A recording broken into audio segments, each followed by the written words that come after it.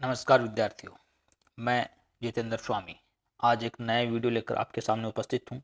जैसे कि आपको दिखाई दे रहा है, आज की वीडियो में अपन आचार्य रामचंद्र शुक्ल का एक निबंध है भय, उसके कुछ ऑब्जेक्टिव क्वेश्चन और कुछ अन्य महत्वपूर्ण तथ्यों पर चर्चा करेंगे। तो वीडियो को अंत तक अवश्य देखें। तो देखिए, सबसे पहले पहला क्वेश्चन आपके सामने है, आचार्य रामचंद्र शुक्ल का जन्म कब हुआ?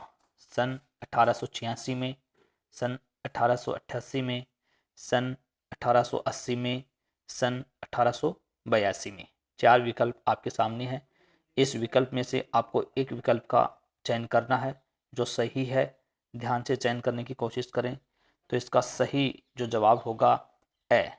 इनका जन्म है वो सन 1886 में हुआ था, तो इसका विकल्प ए सही माना जाएगा।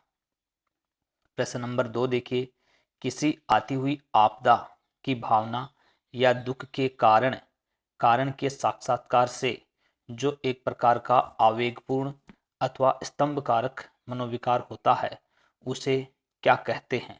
बहुत ही महत्वपूर्ण परिभाषा है। ए क्रोध, ब भय, स उत्साह, द घृणा।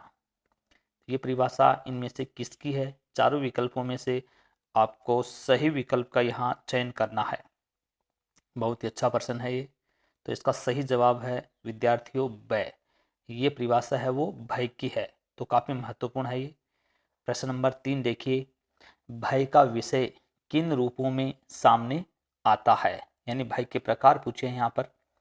ए असाध्य रूप में, ब साध्य रूप में, स ए एवं ब दोनों, या द उपयुक्त में से कोई नहीं।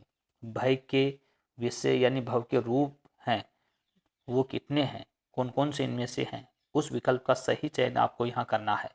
तो सही विकल्प जो होगा वो है स ए एवं ब दोनों, अर्थात असाध्य एवं साध्य दोनों भय के विषय या रूप माने गए हैं।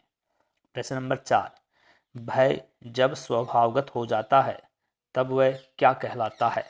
घृणा, ईर्ष्या, कायरता तथा भीरुता, या द रोग। यानी भय जब स्वभावगत हो जाता है तो वो क्या कहलाता है? इन चारों विकल्पों में से सही विकल्प का चयन आपको करना है। बहुत ही अच्छा प्रश्न है ये भी। तो इसका सही जवाब है साथियों वो स यानी कायरता या भीरुता कहलाता है, कि भय जब स्वभावगत हो जाता है तब। प्रश्न नंबर 5, किसकी भीरुता रसिकों के मनोरंजन की वस्तु रही है? जानवरों की, पक्षियों की, पुरुषों की, स्त्रियों की। यानी एक प्रकार की भीरुता है जो रसिकों के लिए मनोरंजन की वस्तु रही है। जानवर, पक्षी, पुरुषों या स्त्रियों, इन चारों में से सही विकल्प का चयन आपको यहाँ करना है। तो सही जवाब होगा यहाँ पर द, यानी स्त्रियों की भीरुता है वो रसिकों के लिए मनोरंजन की वस्तु रही है।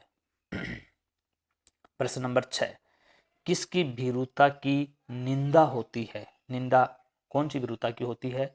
जानवरों की, स्त्रियों की, पक्षियों की, या उपयुक्त सभी। एक प्रकार की भीरुता है जिसकी निंदा होती है, वो किसकी भीरुता है जिसकी निंदा होगी? वो विकल्प यहाँ पर आपको चयन करना है।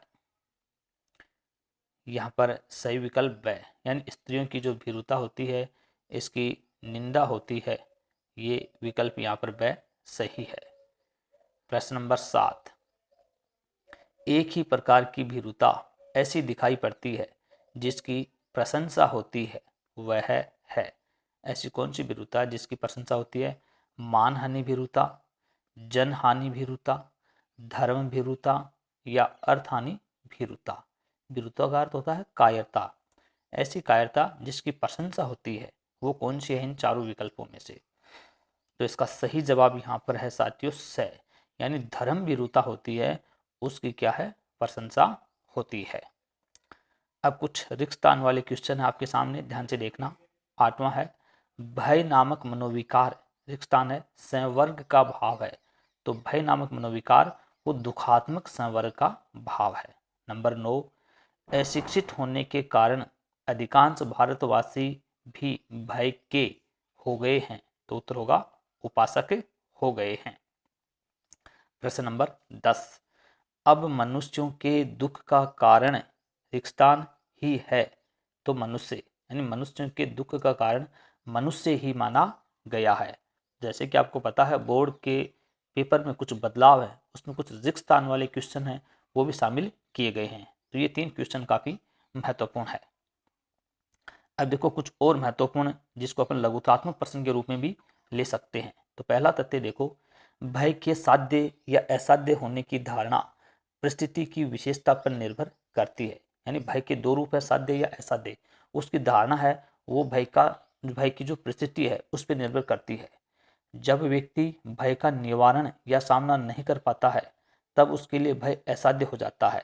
यानी भय का निवारण यानी उसका उपाय नहीं कर पाता या उसका सामना नहीं कर पाता है तो वो क्या भय असाध्य माना जाता है। लेकिन साहस और बुद्धि से सामना करने पर भय साध्य बन जाता है। तब उसी भय का व्यक्ति साहस से, अपनी हिम्मत से या अपनी बुद्धि से उसका सामना करता है तो वही भय क्या साध्य बन जाता है। तो काफी महत्वपूर्ण है, भय का विषय किन रूपों में सामने आता है, क्या उपाय है, ऐसा प्रश्न बन सकता है। अगला तथ्य देखिए, आशंका और भय में क्या अंतर है। पूछा यहाँ पर, दुख या आपत्ति का पूर्ण निश्चय न रहने पर उसकी संभावना मात्र के अनुमान से जो आवेग शून्य भय होता है उसे आशंका कहते हैं। यानी दुख या आपत्ति का पूरा निश्चय नहीं रहेगा, एक संभावना बनी रहेगी, वो क्या आवेग शून्य भय होगा, और आवेग शून्य भय होता है उसी को क्या कहेंगे, आशंका कहेंगे। इसमें भय की तरह आवेगपूर्णता या आकुलता नहीं होती है। यानी भय में आवेगपूर्णता और आकुलता होती है लेकिन आशंका में आवेगपूर्णता या आकुलता नहीं होगी।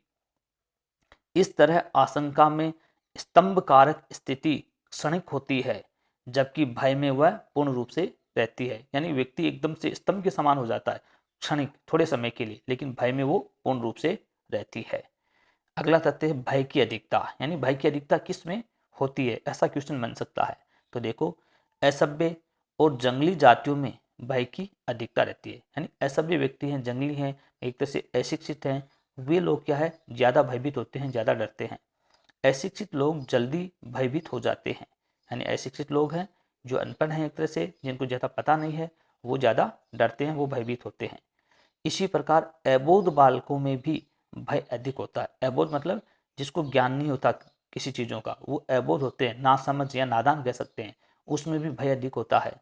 इस तरह जिनमें ज्ञान बल तथा बाहुबल का अभाव या न्यूनता होती है उनमें भय की अधिकता होती है। जिनमें ज्ञान बल या बाहुबल क्या है, कम है, ऐसे लोगों में वो क्या है, अधिकता होती है। फिर है भय का विषय। भय का विषय किन किन रूपों में सामने आता है, ये यहाँ पर पूछा है। तो भय का विषय 2 रूपों में सामने आता है, एक साध्य रूप में तथा दूसरा असाध्य रूप में। भय का विषय 2 प्रकार हैं, एक साध्य और एक असाध्य। इसमें अंतर क्या है कि भय का निवारण प्रयत्न से संभव होने पर साध्य विषय कहलाता है। जिस भय का अपन निवारण क्या है, प्रयत्न से, कोशिश से संभव कर लेते हैं, मतलब उस भय को दूर कर देते हैं, तो विषय साध्य विषय कहलाएगा। इसके विपरीत भय का निवारण प्रयत्न करने पर भी न हो पाने से वह असाध्य विषय बन जाता है। और असाध्य का मतलब ये हो गया कि जिसका निवारण अपन नहीं कर पा रहे हैं, उस भय का उपाय अपन नहीं ढूंढ पा रहे हैं, तो वो भय क्या हो जाएगा, असाध्य हो जाएगा। तो भय के 2 रूप हैं, साध्य और असाध्य। ये प्रश्न पहले भी आ चुका है।